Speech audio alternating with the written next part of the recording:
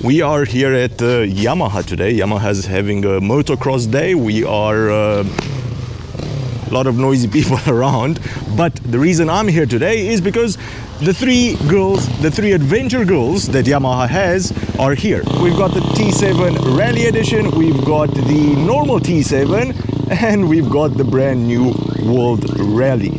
And we've got the brand new World Raid Edition. These two separate tanks here, they really remind me of something. I'm not sure of what. Can't really put my hand on it, but it's something. All right, all jokes apart, instead of 16 liters of fuel, you now get 23 on the World Rally.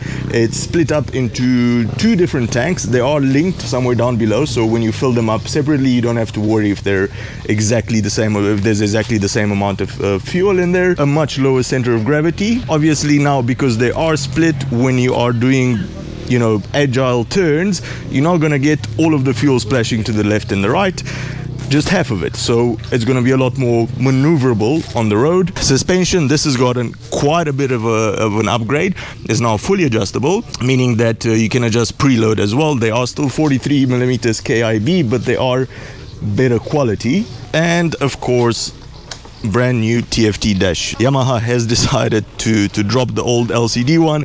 They've put a brand new color TFT one. Lots of info on it. It's got 3 different rider modes as well. You can also pair your phone with it, so you can see your messages, see the phone calls. There's also a 5-volt USB port here. That's always very welcome. And a steering dampener from Öhlins that can also be a little bit adjusted, hard and soft. The ABS has also gotten a bit of an upgrade, which means that now you can either turn it all off, you can leave it all on, or you can just leave the front wheel on. No traction control from Honda, no IMU, no fancy riding modes, no cornering ABS. But considering the T7, the original one, has been such a great seller, this one I'm very curious to see how it rides. Yamaha is marketing it for longer rides, which is pretty much exactly what it's meant for. 23 liters of fuel. Today is gonna be a good day. Now, I woke up this morning, I was not expecting this. Hello, Mr. World Raid. God, that suspension is wonderful. I don't even know what to call this little episode.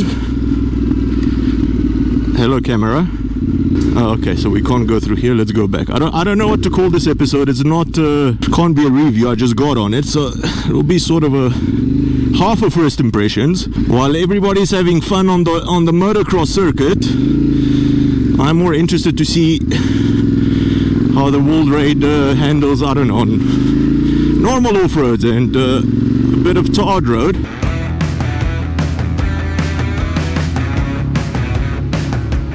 Alright, seating position, just like the original T7, is very comfortable. It's my kind of seating position, I like it.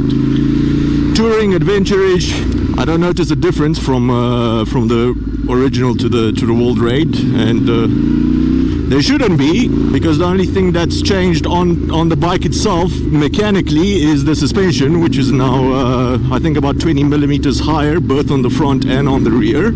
I haven't played with any of the adjustments. You can now, as I said, also change the preload on it. I haven't played with that. And for this kind of very light, I mean, this is a dirt road, this is not really off-road, I'm not feeling any of the bumps, which is good. Woo! It's a good suspension. But again, I am in the camp that didn't complain about the suspension on the original T7, because for my style of riding, for what I do, it was just absolutely fine. I mean, the way I ride it, I would have never bottomed out that suspension.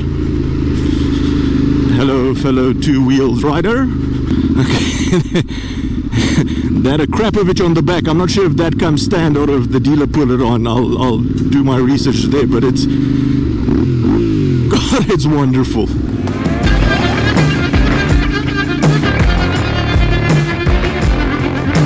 This bike gives you too much confidence. That's my conclusion on it. I mean, you really feel like you can ride a lot better than you actually can, which is dangerous. If you're going to be doing a lot of off-road riding, a 21-inch front wheel is pretty much the only way to go. Where is the signal? Huh? People are having a wedding. It's a Saturday today. See, this TFT doesn't vibrate like a maniac like on the original anymore. It's very clear. I like it a lot. Unfortunately, no fancy stuff like riding modes, no fancy cornering ABS, not even traction control, and Yamaha, you're busy playing in the almost 14,000 euro range. I don't think you can get away with it for a lot longer, because this is no longer a budget price like the original was when it firstly, I think it was introduced at 10,000 euros, 10,000 US dollars. All of the riders all of the owners of the original T7 that I've spoken to, none of them actually complained about the lack of riding modes and ABS. But most of them have been, they ride a lot of off-road. 74 horsepower, if I remember correctly. The engine hasn't been changed at all. Plenty of torque low down. I mean, at these kind of speeds, you're not going to have a problem overtaking at all. A little bit of brake dive, but this is where the adjustments on the actual suspension come in useful. So if you're an owner of one of these bikes, you're obviously going to be playing with that quite a bit. This is not a lazy bike. Definitely.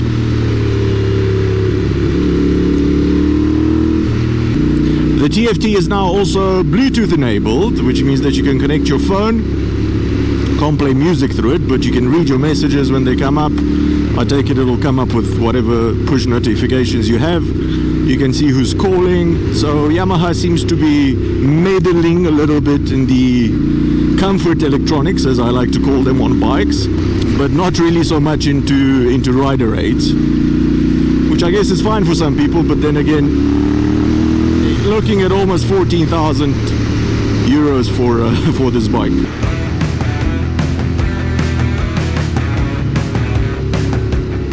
The first thing I noticed when I got on it was how higher than usual than what I'm used to the T7 is, which I guess is good. It's exactly what you want if you're riding off. Let's turn around here.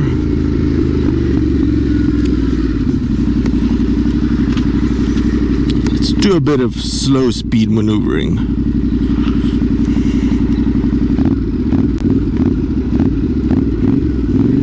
Turning circle is brilliant. Absolutely brilliant.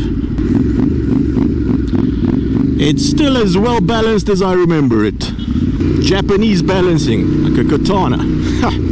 Yeah, so this bike is definitely, well, not this one. This one's not coming home with me for a review, but I want to put it through its paces for about a week.